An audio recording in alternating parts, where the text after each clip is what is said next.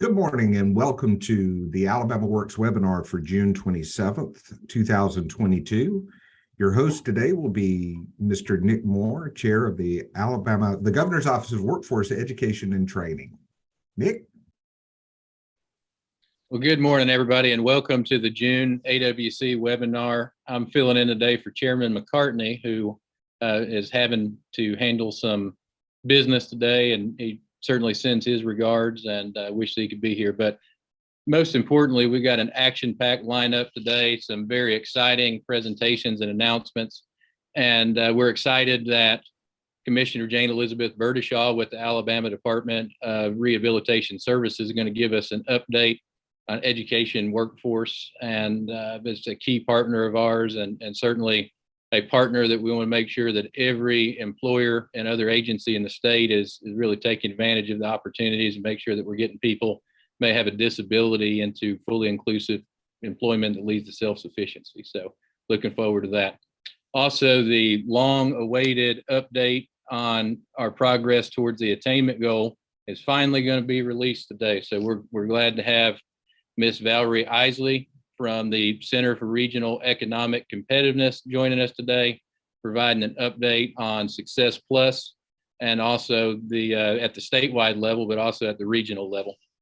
And we're also going to have Chief Justice Sue Bell Cobb join us today, and she's the Executive Director of Redemption Earned Incorporated, and she's doing some great work to make sure that folks that are basically transition back into the civilian world are connected with employment, and that's going to help us reduce recidivism. And connected to that, not directly, but in the same thing, we're going to have President Annette Funderburk with Ingram State, who is doing some tremendous work and kind of really leading the effort in regard to prison education and working with incarcerated individuals. This is a big part of our combined WIOA plan.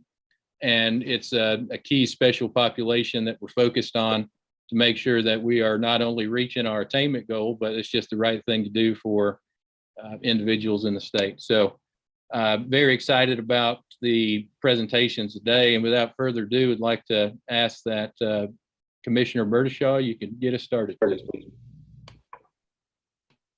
Thank you, Nick. I appreciate you having me on today, and I'm excited about hearing everyone else on the agenda. It is an action-packed agenda, so I won't take up too much of your time, but if you'll allow me to share my screen.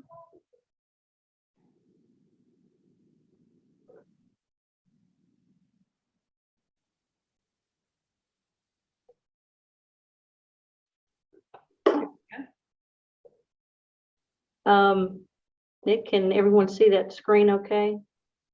Getting a couple of heads nodding. Okay, great. For those of you that don't know, the Department of Rehabilitation Services is Title IV of the State Combined Campaign.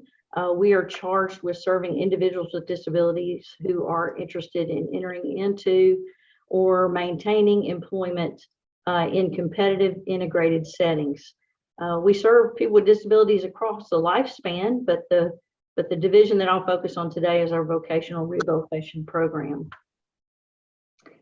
I'll give a quick program update on some things that have been happening. I'll talk about our negotiated performance levels for program year 22 and 23, our CSNA, our Comprehensive Statewide Needs Assessment, Supported Employment Program, Social Security Benefits Counseling, our Project Search programs, and all of our transition initiatives that you'll see listed there.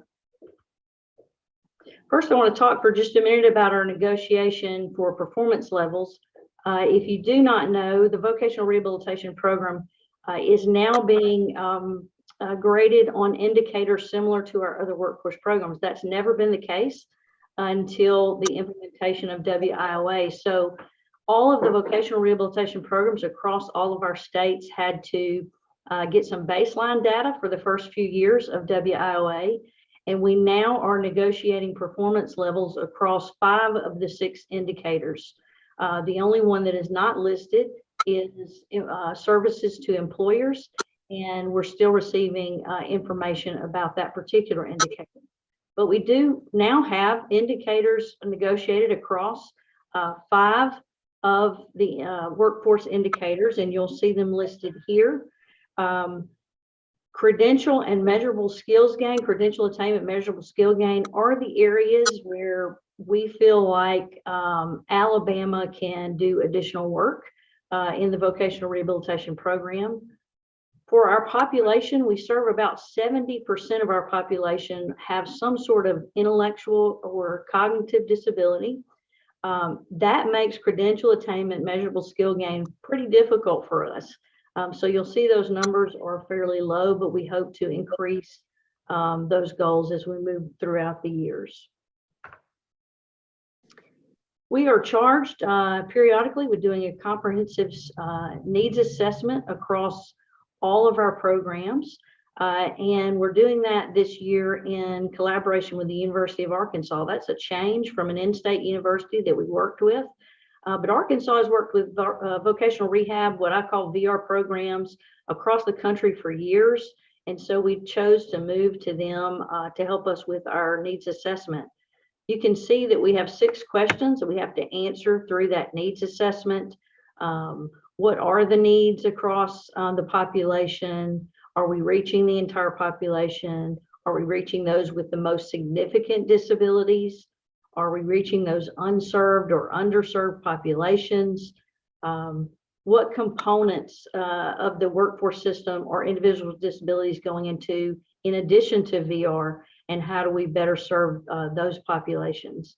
Are we meeting the needs with pre-employment transition services? That's for high school students who are exiting high school and into either post-secondary education or the workforce. And then are we helping our community rehabilitation programs like our Lakeshore Rehabilitation Facility in Birmingham maximize their programs and services? Over the years, you can imagine that many of the needs across our needs assessment are similar to what you might see in some of your other workforce programs. Things like transportation, childcare. For us, additional items like ADA compliance and accommodations in the workforce, or access to technology in the workforce. But then others that are common, like access to education and training opportunities, or improved coordination among workforce partners. So some of those are unique to us in VR, and some we can see how we can partner across all of the workforce system. Project Search has been a tremendously successful program for us in Alabama, and we continue to expand. We lost a few programs during the pandemic. Our Project Search sites are for individuals with significant disabilities coming out of high school. We placed them for 1 year in an internship in a large employer in Alabama. Typically, that had been a hospital setting, but because of the pandemic, some of those sites obviously were shuttered because students with disabilities were not allowed, no longer allowed into those hospital settings. So we had to develop new sites, and we branched down into the hospitality industry and into the nursing home industry. You'll see that we currently have 12 statewide programs. Our goal is to increase those programs by 2 each fiscal year. And our newest Project Search site is at the VA nursing home in Pale City. And that's a partnership with the local education agency at St. Clair County Schools. And we hope to also include Pale City school system. Excuse me. We just completed our annual youth leadership forum. That had been on hold for a couple of years because of the pandemic. We house what we call 25 delegates on the campus of Troy University. They actually understand and get to learn what the college experience is like. We begin to prepare them to understand how to advocate for themselves and their needs within the education system at the college level. And we're very excited that all 25 delegates completed that program. They got to meet Governor Ivey on the steps of the State House, and also got to sit in the State House and learn how laws are made and passed. So we're excited about all of those 25 delegates.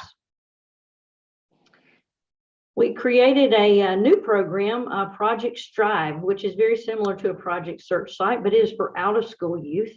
And we're doing that in the Gadsden area. And we're pleased to say that that is a partnership with the local workforce council in that region.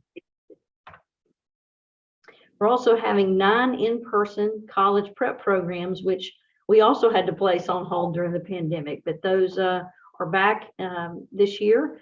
We'll be hosting 9 of those. That's getting individuals with disabilities ready for college and that transition from high school to the college setting.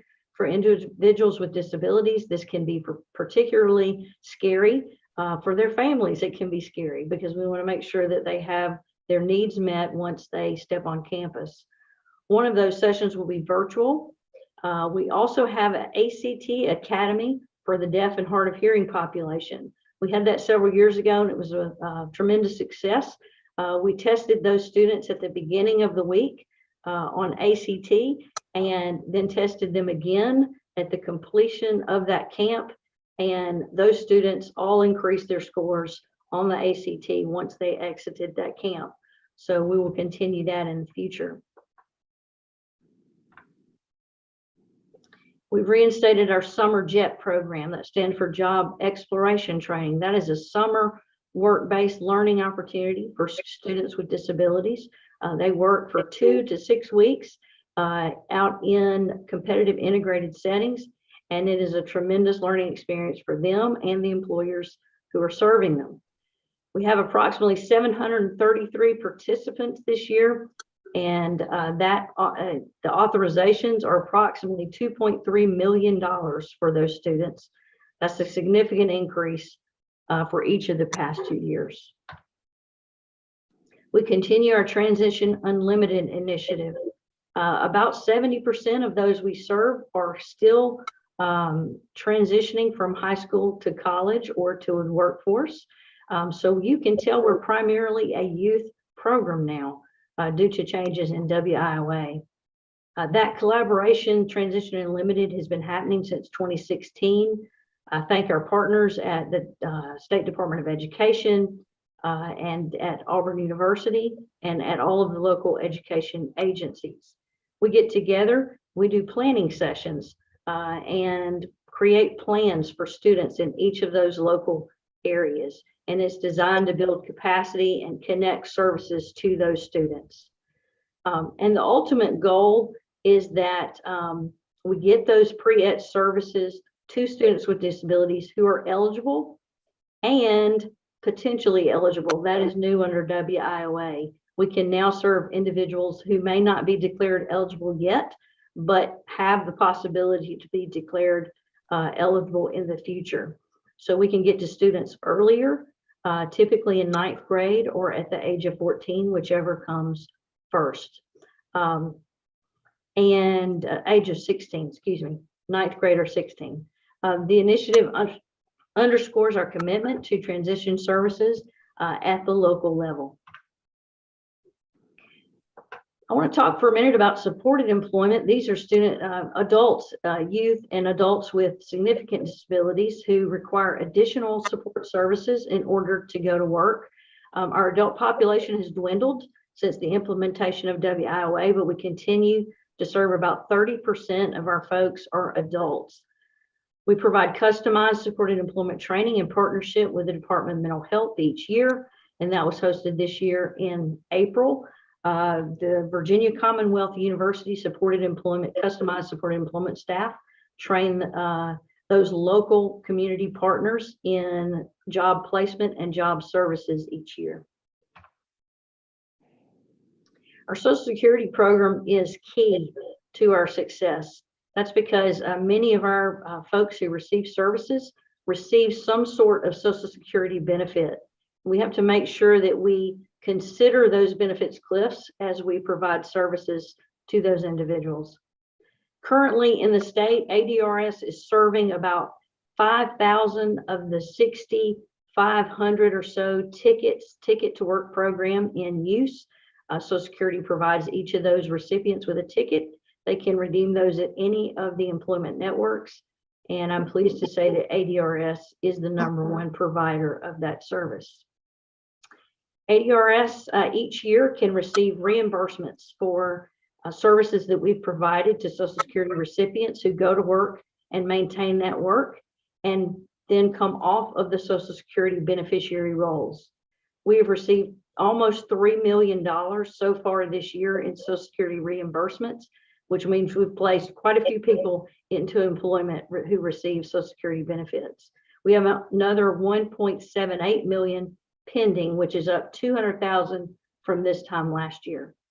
Our benefits counseling service was such a success through our initial federal grants that we decided to permanently bring that in-house and provide new merit system employment to those benefits counselors. So we now have permanent benefit counseling services to the individuals we serve. I'm pleased to say that many of you have heard about the David Dashboard and the state's work with the Federal Reserve Bank and how we can help individuals make informed decisions about benefits cliffs as they approach them. The Social Security information was not in the David Dashboard, and we asked Nick Moore and the governor's office and the Federal Reserve Bank, could we please add this as addition to the David Dashboard? I'm pleased to tell you that our benefits counseling staff is currently testing that site, and hopefully that will be in the new version of the David Dashboard. Just a few more policy and funding updates as I conclude. I want to let you know that we successfully partnered with the State Department of Education to get $5 million in Gear 2 funds. Those are federal pandemic relief funds through the education system. We were able to get those to local partners who are serving students with disabilities who were impacted by the pandemic. During this legislative session, HB 211 was codified. Now, that gives us a permanent exemption for supplies and services for ADRs consumers, meaning that we don't have to go through that state purchasing system that can sometimes be tedious and timely and take away time that we could be providing those services quickly to our consumers. So we're happy about that. There have been a couple of policy changes from the Rehabilitation Services Administration that we call RSA. It's not the Retirement Systems of Alabama, but the Rehabilitation Services Administration, which is our federal partner in Washington. And one of those is post-employment. In the past, if someone, for instance, who was blind and needed, let's say, screen reader technology, once they were employed, we could just open that case back up, provide that service, and then close it again. And under this new policy, we have to take a new application, declare them eligible again, do a new plan for employment, and this can slow down the provision of services. So we're doing our best to rewrite policy and rewrite our IT systems so that we can clone cases and get those individuals in as quickly as possible, declare them eligible, and provide those post-employment services. RSA Technical Assistance Circular also declared that we can no longer apply financial needs tests to individuals who are SSI or SSDI recipients. So we're looking to change our policy around that as well. I know we're on a limited time schedule, so that's all I have. If we have any questions, I'll be happy to answer those in a chat, or we can move on to the next presenter and I'll be happy to answer those after the fact. You can see our address and website. If you need additional information, please feel free to visit us at rehab.alabama.gov. Thank you. Thank you very much, Commissioner Burdishaw. And that was very informative. And I hope all the employers watching today and partners realize what a valuable resource that these services are that you mentioned. They can help employers just as much as they help the individuals that we're serving. This time, I'd like to ask Ms. Isley to take the floor and very exciting attainment update. Thank you, Nick. Let me just share my screen real quick. And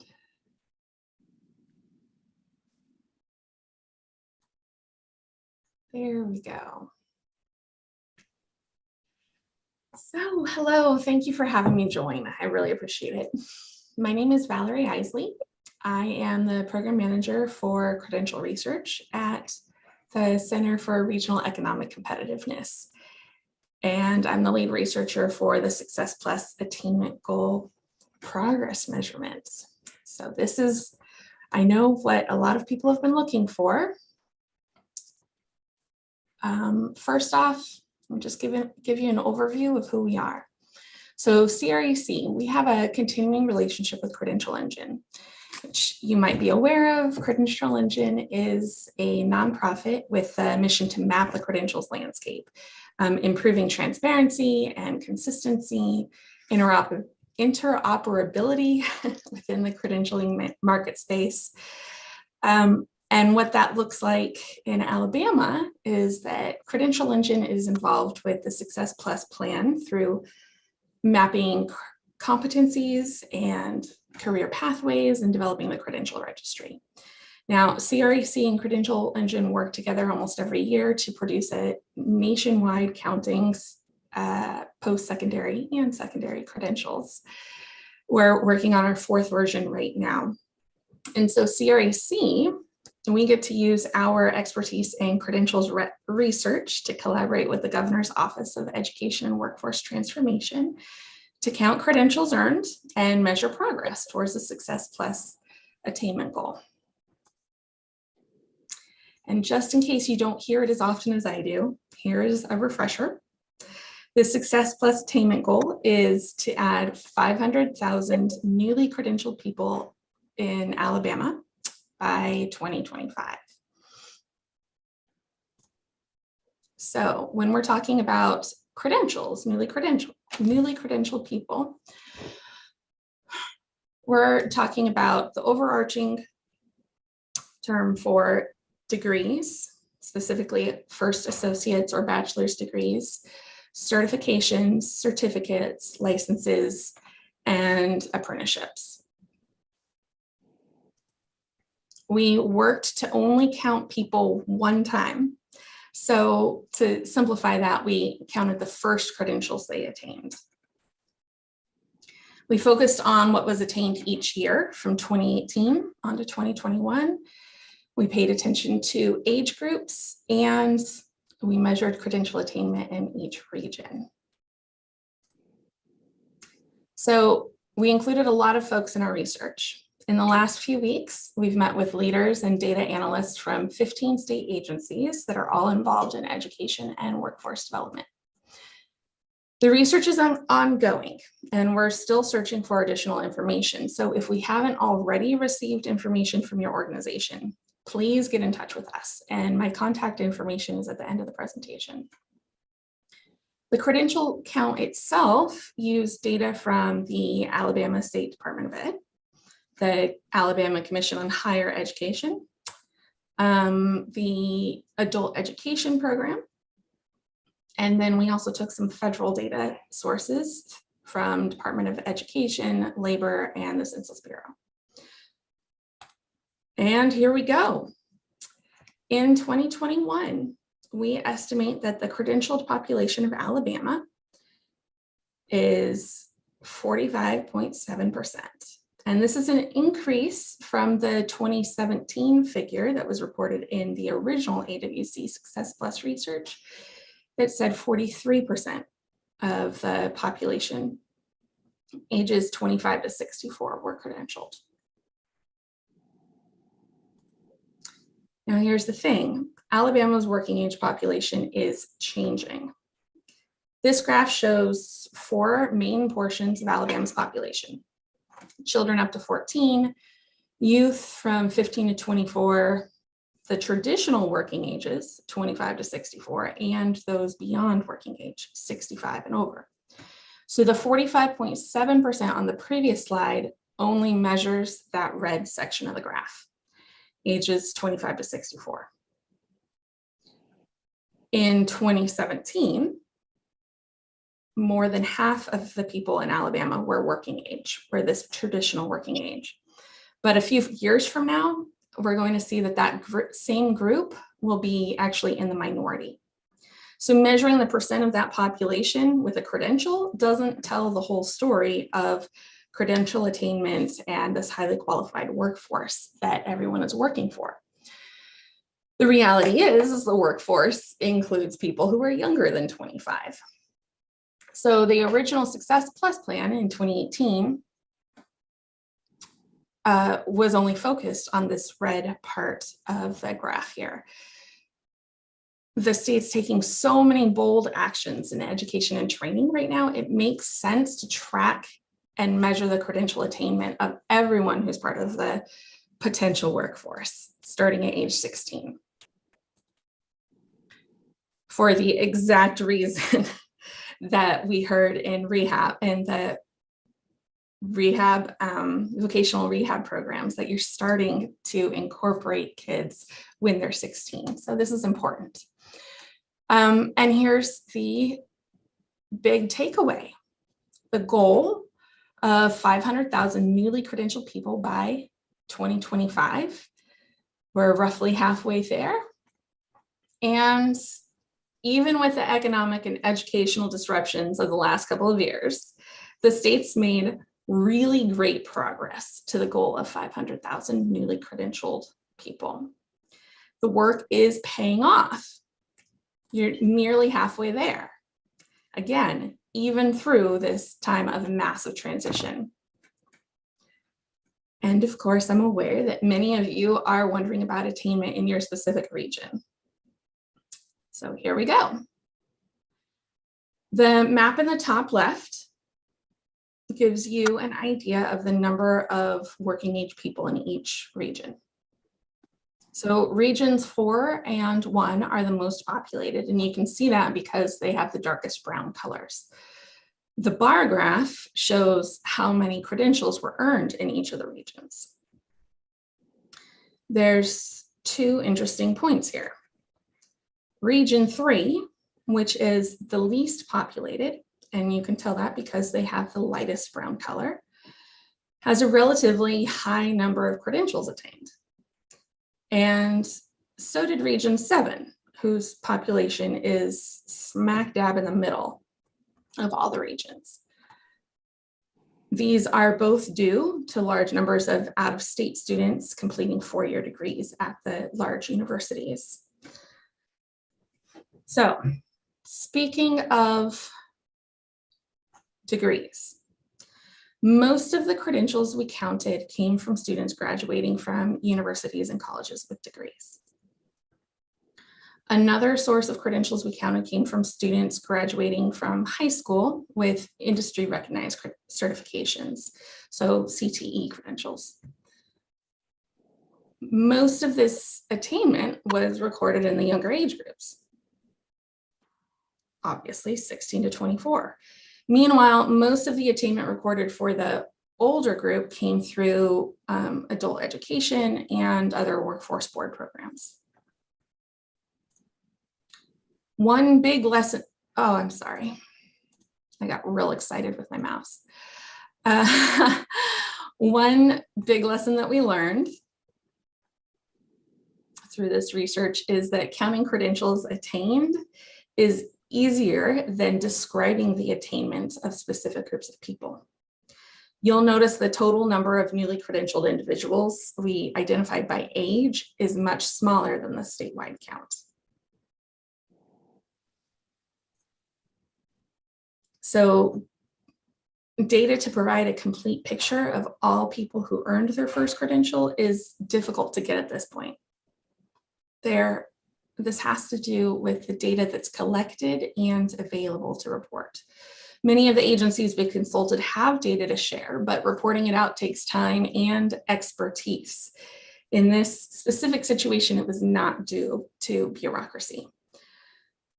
The state longitudinal data system, ATLAS, which is in development, will definitely help streamline this in the future. It's just not available to us at this point. Additionally, people who earn credentials through the private sector or through their employers, that data is hard to come by. There's so many different players. It's a challenge to navigate the credentialing landscape looking for data. I'm really happy to be in this meeting where I'm getting to hear from a few other agencies that I am excited to learn from. So thankfully, Nick Moore from the governor's office has been a really important coordinating keystone for this research.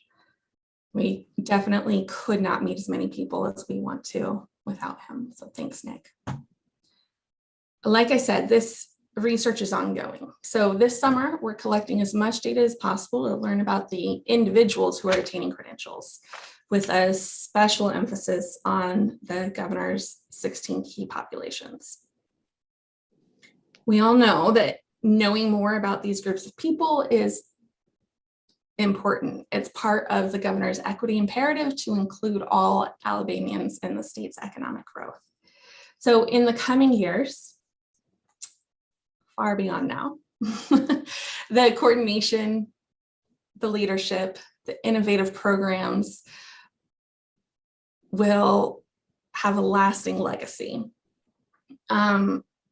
The AWC's work is going to improve the state's ability to describe the credentialed workforce and make data-informed decisions to the benefit of the entire economy. In the meantime, getting data that describes people in these populations is a challenge. So we are calling on you and your organizations to consider A, how you can learn more about your target populations, and B, how to share that information out. So once again, my name is Valerie Isley. I'm from the Center of Regional Economic Competitiveness. And if you're able to contribute to this research and have not already, please go ahead and contact the Governor's Office of Education and Workforce Transformation, and they'll put us in touch. Or if you have a pencil next to you, go ahead and write down my email, visley@crac.net. Thank you so much for having me today.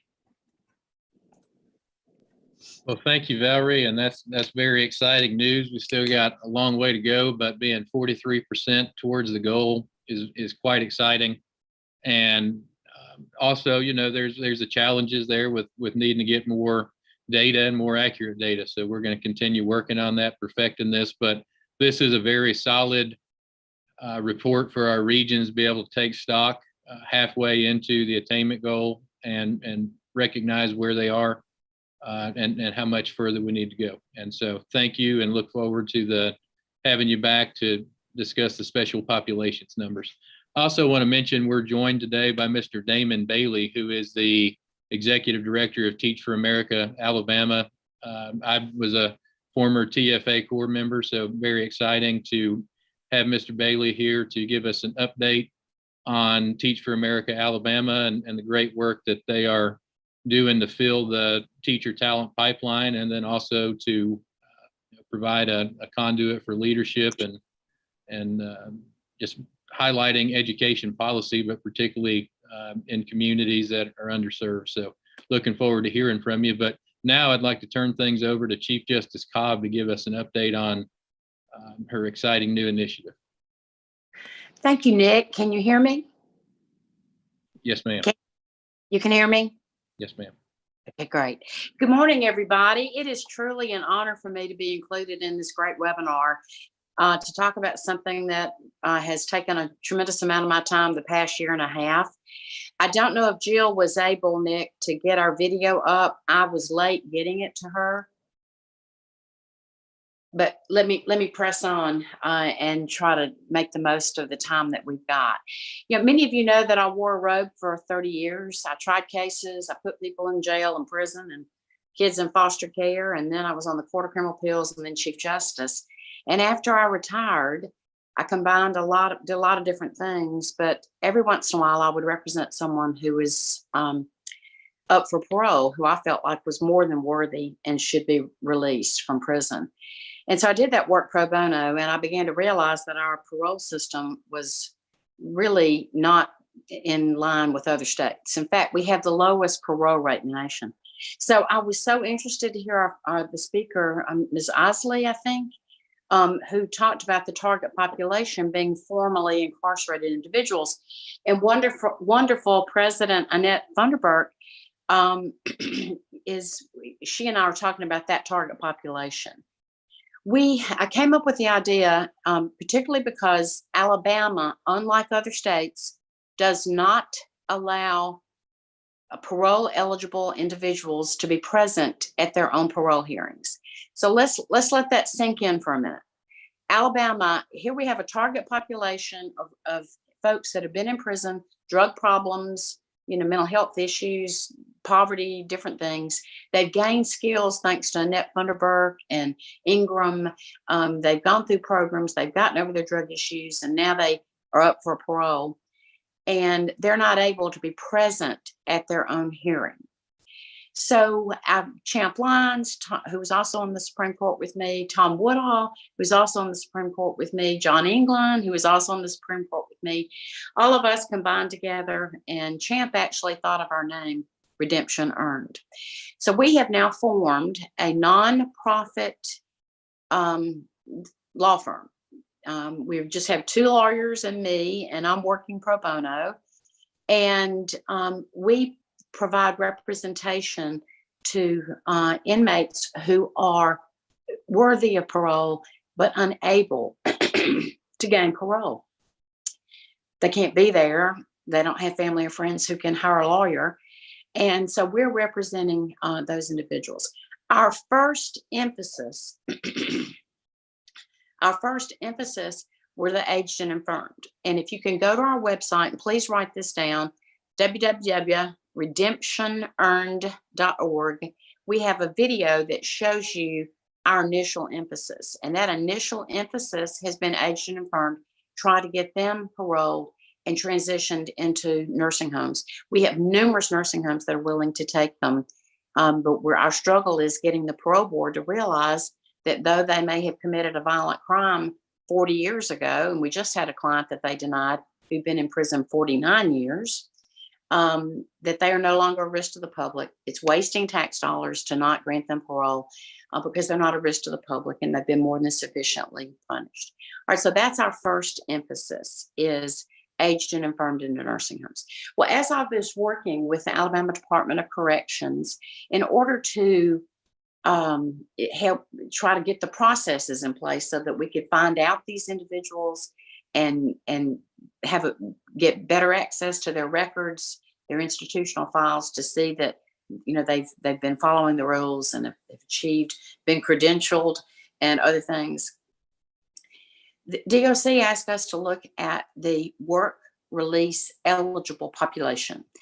So this is really why Nick asked me to speak, and I'm so thankful that he did.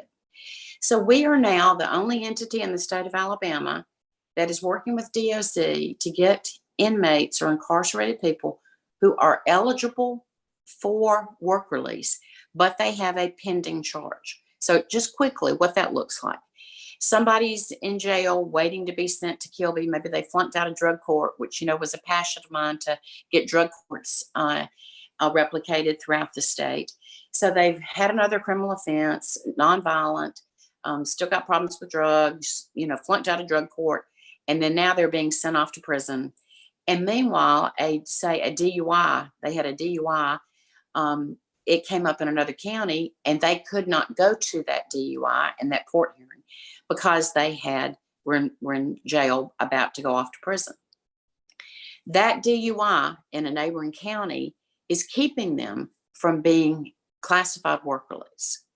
So what the WIN program is, and we couldn't think of a sexier name, and I'm so glad that Brandy Grondin, who we were able to get from the Public Defender's Office in Tuscaloosa, we named it the WIN program because it's a win to the 5th degree. It's a win for DOC. DOC, for every work release person who's classified work release, they average $20,000 in salary.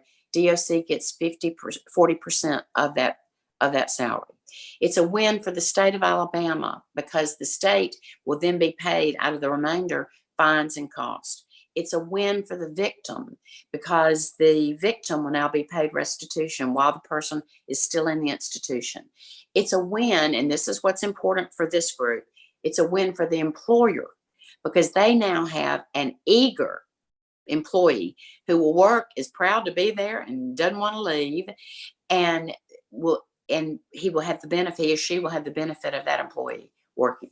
And then it's a win of course, for our client who will have someone who will have a job, will be more eligible for parole, who will have somebody who will stand up for him at parole, who will have a job for his work plan, and who will have a better chance at reentry because they will have paid off fines, costs, and restitution. So it's truly it's just a win for everybody, which is why we called it the WIN program. We want to get every person who is in the institution who is eligible for work release. We want to represent every single one of them and get them out working. But to do that, we need your help. We need your help through donations, not just to help us with the aged and infirmed, and I hope you'll see our video. You can go to our website, redemptionearned.org, and help us with donations. If you've got churches that will give, anybody that would help us, we'll hire another lawyer. We need it. We've lost our reentry person. We've got to hire that. We've been able to garner a ton of volunteer support.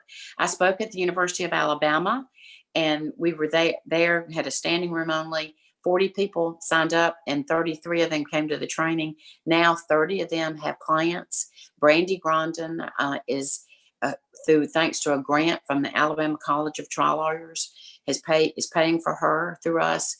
And we're working with those law students at the University of Alabama to represent our work release eligible people.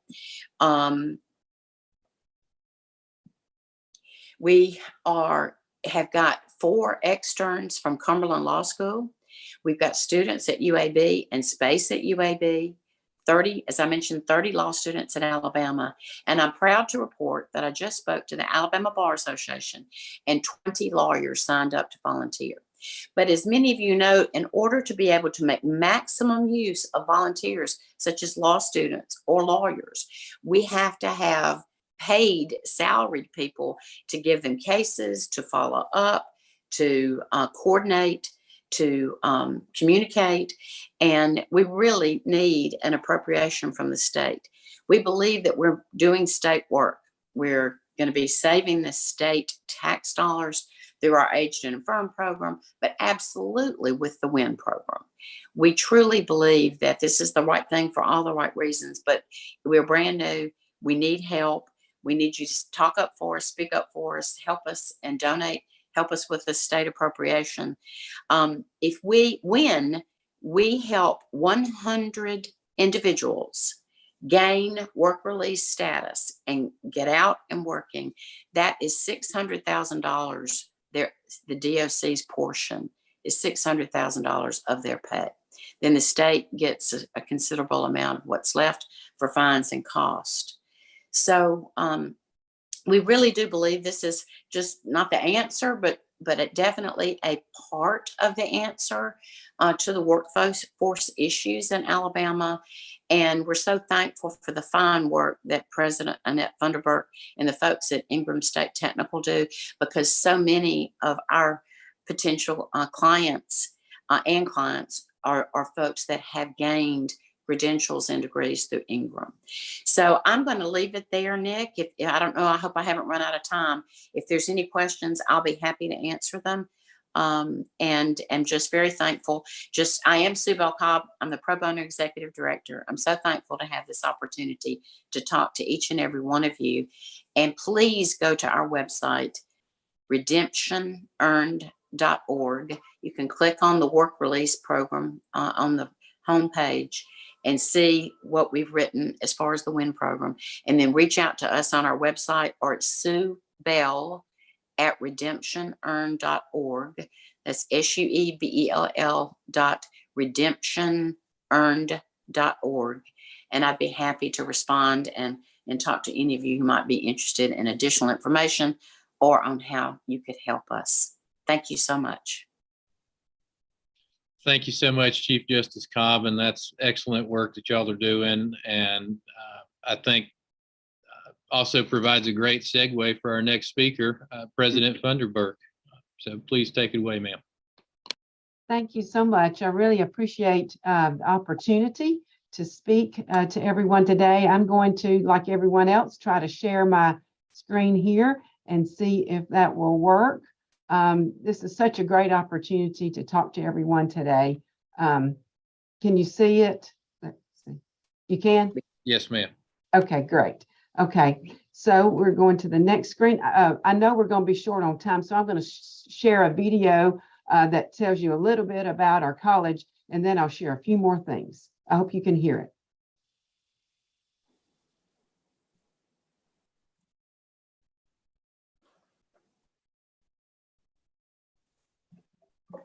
In May 2018, Alabama Governor Kay Ivey unveiled her Success Plus plan. We must ensure that our workers are well-trained and prepared for jobs of the day and prepared for the jobs that we know will come tomorrow.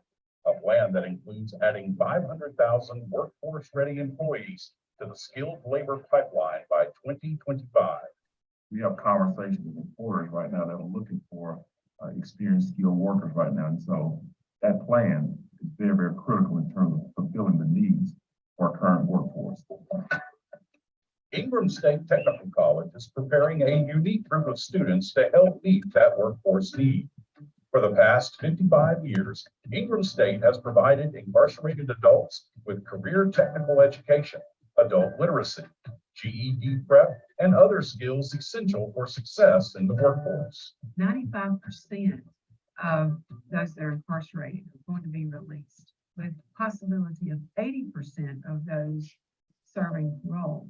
The one thing that serves all Alabamians is to provide an opportunity of work, provide an opportunity of success for their families, building and changing their lives once they've served their time to go out in today's society. Not only is training this segment of Alabama's population helping to meet the need for a skilled workforce, it saves taxpayer dollars. For every $1 that is spent on correctional education, the state of Alabama saves $4 to $5 on the reduced recidivism. At Ingram State, career technical programs are designed to respond to the needs of industry. Our workforce is stretched. We have seen it. We were at such a low unemployment prior to the pandemic. And so if you're looking at a workforce, we have to look at special populations and other avenues of building this skilled workforce. Whether the program is in construction, manufacturing, or transportation, care is taken to focus on career fields where students will not face employment barriers related to their prior incarceration. Our other employers sometimes know that there is stigma that comes from hiring an Ingram student, but what we want them to know is students reach for success at Ingram State Technical College. And no matter what has happened or what they have gone through, it is always something good that will come from hiring an Ingram student. A good employee, very capable, very willing. Ingram students regularly participate in work-based learning activities, often referred to as live work. These activities allow students to practice technical skills while gaining experience in meeting deadlines and working as part of a team. Work-based learning is being talked about all over the state and beyond right now. Businesses would think, how does that work in Ingram?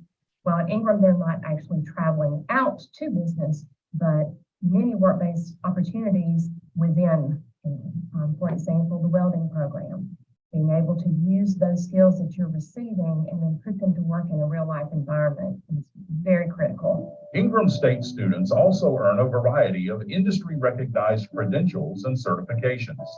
A recognized industry credential allows a prospective employer to feel confident about the type of skills an Ingram graduate has to offer. What do you need in the industry? For example, we need someone with an EPA card. And we'll make that happen. And they did. Ingram State Technical College knows that a successful career after incarceration takes more than just technical skills. The college has a fully staffed job placement team dedicated to matching graduates with employer needs. Our students aren't just located here in Elmore County. They go back to homes and halfway houses all over the state of Alabama.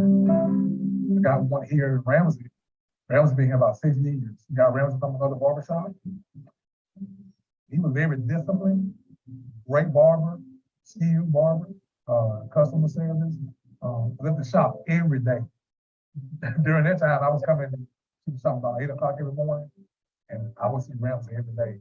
In addition to helping students find the right job, each year the Ingram State Technical College Foundation provides eligible graduates with tools, equipment, and personal protective gear. For him to have his own personal set of tools, and he was very proud of. He's showing them to people and taking care of them and keeping up. It was great benefit of having that. Combining quality classroom instruction with hands-on learning delivered by knowledgeable professionals. Developing programming that is responsive to the needs of business and industry, and partnering with employers each step of the way. Ingram State Technical College is helping to meet Alabama's workforce needs. The next thing for Ingram State Technical College is to serve more of the incarcerated. As the Department of Corrections grows, we'd like to grow with them and offer more opportunities for those that are incarcerated. Ingram State will play a critical role in terms of providing opportunities for people to get skilled up to fill those in-demand high-wage jobs. I think that is a good pipeline that some employers don't recognize. I don't have no regrets.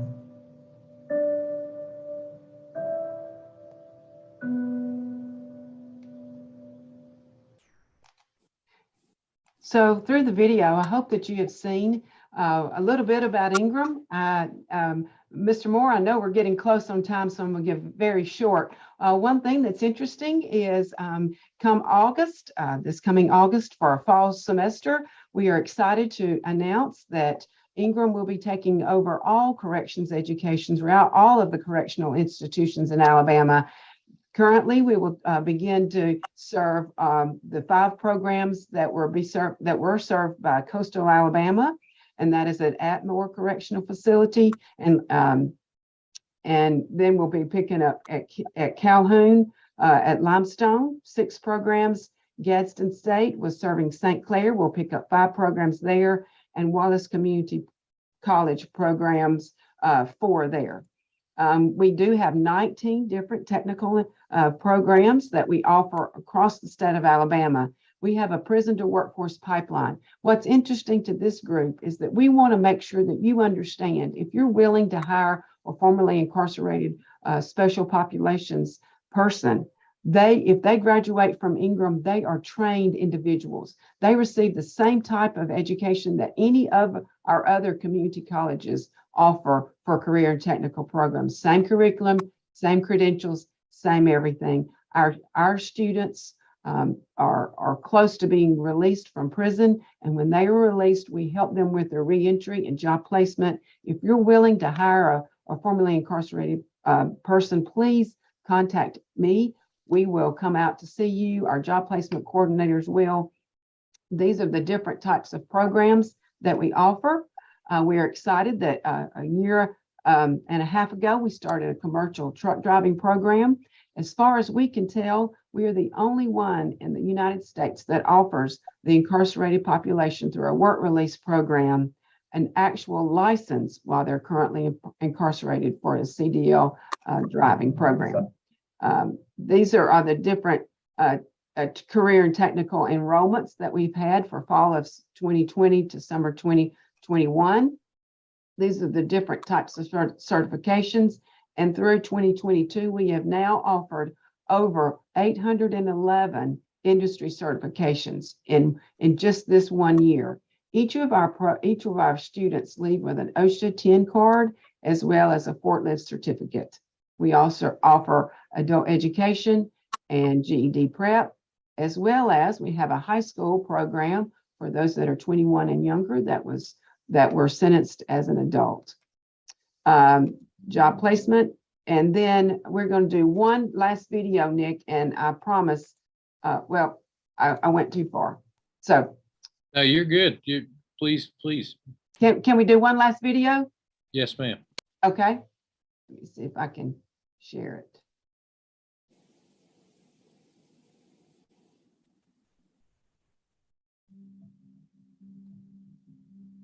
I used to be ashamed of my story, but as I matured, man, I learned that, just because I made a mistake, that don't make a mistake.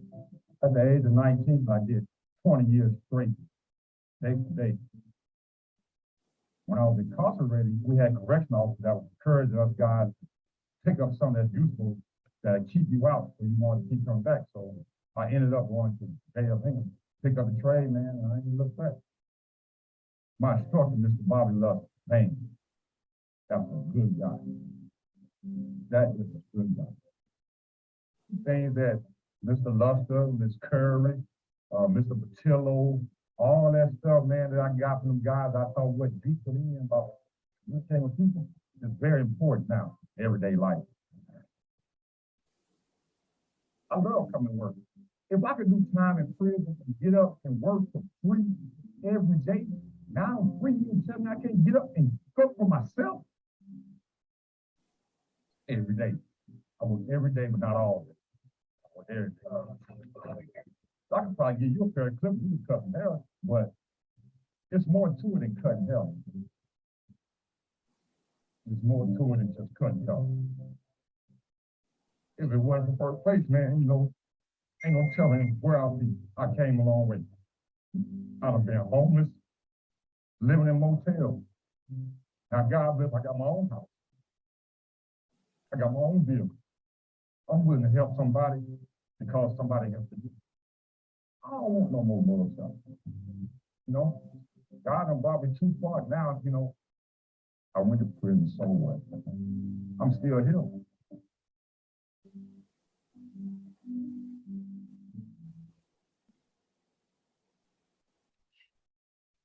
So I appreciate you giving me the opportunity. Here's my contact information. If you're interested in any way in helping us, being a partner, speaking to our students, providing an opportunity of hope, developing responsible citizens with credentials so that they re-enter society with jobs and a pathway is what our goal is.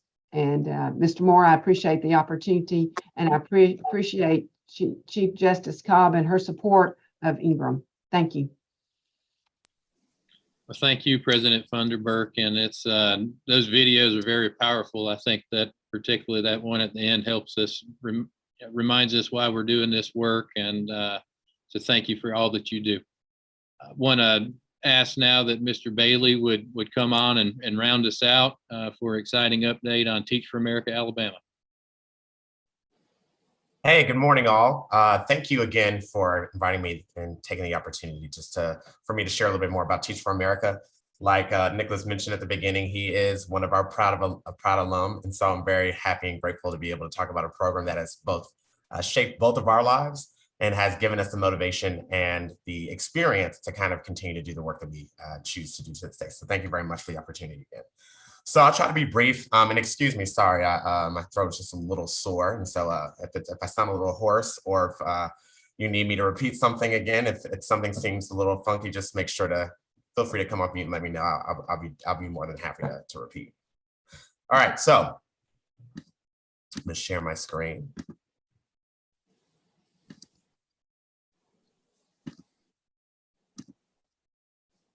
Can you all see? Wonderful. So as you all know, across America, and unfortunately here in Alabama too, we're not necessarily living up to the promise of being able to provide every single child access to a high quality education. And so some of these statistics you may be familiar with, but these are some of the statistics that we at Teach for America obsess over. We think about the number of third graders across the entire state who right now are not reading on grade level. We think about our current math performance and the fact that right now we're 52 out of 52. Lots of great work being done, lots of great initiatives that are happening, but we also understand that fourth grade is a critical moment where students need to be actually performing on grade level math. Third grade reading, that is a critical milestone. And then we also see that across the entire state, we see trend lines associated with students who are currently living in economically disadvantaged communities and where there's a high population of students who are receiving free and reduced lunch. Those are the schools that right now are the most challenged with finding high quality talent, and also the most challenged with being able to set every single learner up for success. And unfortunately, we see this across the higher percentages of free and reduced lunch, the more numbers of students that are likely not reading and writing on grade level. So the one thing that we do is our entire approach, our entire vision is that one day all children in this nation will have the opportunity to attain an excellent education. We focus that more exclusively think about Alabama, that one day all students in Alabama will have the opportunity to attain an excellent education. And our main bread and butter is that we go across the entire state and we find the most promising leaders on college campuses. Leaders like Nick, who have done extraordinary things in their college careers, and we know that they have the understanding and they have the experience to be able to lead And so we find them, we get them to commit at least 2 years working in a low-income community or hard-to-serve community. And during those 2 years, we're coaching them, we're providing them one-to-one coaching, one-to-one development and support. We're bringing them to different professional development experiences so that they can deliver on the first promise of providing every single learner in their building an excellent education or in their classroom. And the second thing that we're doing is we're helping them ask the critical question as to how inequity is shaped in the first place. What things or what situations and circumstances have created such differences in student outcomes, and we help them actually form a theory about what they want to do long term. Some students, or some of our core members, excuse me, decided they want to stay in the classroom for the entire lifelong because they believe that's the place where they can actually deliver the impact that they want to see happening across students and across our entire state. Other folks decide that they want to go and actually enter the world of policy. They want to go and actually become school leaders. They want to go into medicine because they understood and they can see for themselves just how the dearth of resources impacted the students in their community, and they want to do something about it. So as you can see right here, we find great leaders, we get them to impact students in schools, we develop them as systems change leaders, and then we foster a collective leader, foster their collective leadership. So Nick is one of about 300 alumni that are working and doing incredible work across the entire state. All folks who have decided that they wanted to commit at least 2 years in the classroom, and that 2 years has shaped their entire lives.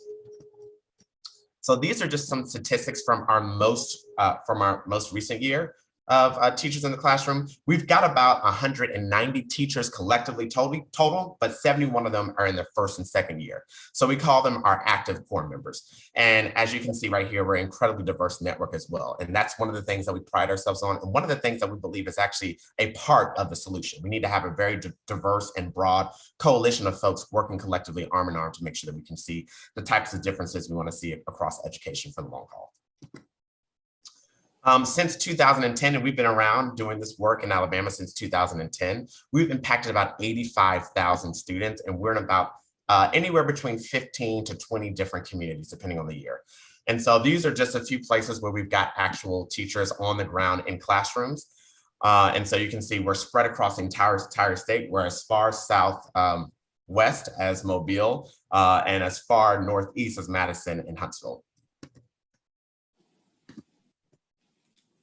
So I'll speak about this, and these numbers do need to be updated because unfortunately we did go a few years without having some updated numbers with the pandemic. But as you can see, one of the main things that we try to do with our core members, we make sure that we deliver on the first promise of an extraordinary education. And so we set goals around what we think are going to be the most meaningful assessment, the most meaningful instruments that can actually change a child's life. And so we set our goals around making sure that our core members can grow their students at least over a year of growth in reading. And we make sure that at the high school level that they're preparing their students to actually get into college and beyond. And so we set goals around ACT growth for our secondary students. And you can see some comments down there at the bottom from one of the principals in Francis Marion. She's no longer in Francis Marion anymore, but when we got there, her students were testing at 35%, and after 1 year, students were at 80%. And so we are very, very critical about ensuring that our teachers are prepared to deliver on an academic experience. And like I mentioned before, many of our core members, is what we call them, many of our members decide that they either want to stay in the classroom or they want to go on and do something different. You can see our friend right there, Nick Moore. Some folks decide that they want to be a part of shaping and building, advancing equitable policies. And so we have folks who decide to run for office. We have folks that decide to want to be school board members. We've got folks that want to get into the Department of Mental Health. We've got folks who worked with early childhood and early childcare work, expanding that access across the entire state. And then we have folks who start their own nonprofits. And so folks that actually decide that they want to get into the ring and they want to create a new solution for children and families that are actually growing up in poverty. And so that is our main bread and butter. We equip teachers, we find great leaders, equip them to deliver a transformational experience in the classroom. We help hone their leadership, and then we launch them off to make sure that they can change the entire state. And so we've got folks who are doing this incredible work all across our entire footprint. And so what we're up to over the next couple of years, and I'll be as brief as possible, is that we're thinking about 4 priorities. We want to continue attracting great leaders. And so we've actually stood up our own local recruitment initiative. And so instead of relying exclusively on our national team, we've decided that we're going to hire for local recruiters that can go out there and can actually talk to students, tell them about the Alabama experience. We can have students connecting with other students to get them to compel them to come to this work. We're going to continue to think about how we actually develop these leaders in our program so that they can have a systemic impact on students within the 2 years, but over the lifelong as well too. We want to make sure that we're continuing to mobilize great leaders like Nick out there who have done this work and understand exactly how valuable this is to communities, to make sure that they're continuing to do as much as they possibly can to work arm in arm with us to really turn around student outcomes. And then the last thing we're going to do is going to be a learning organization. We're going to foster inquiry, we're going to share insights, and we're going to make sure that we fail fast and learn quicker so that we can become an incredibly durable and an incredibly impactful organization. And I wanted to make sure that I ran through that because I know we're tight on time, but that's just a little bit about what we're up to in Teach for America.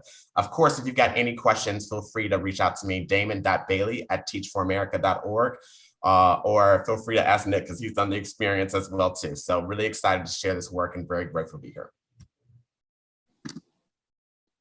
Thank you so much for your leadership, Mr. Bailey, and partnership. And it's a critical time for this work as we do have a major teacher shortage and a lot of gaps to make up after COVID and even those that were there before. So look forward to continuing the partnership and expanding that with the stakeholders that are here on the call and that are listening in. So I know we've gone over a little bit, so I appreciate everybody's indulgence this morning.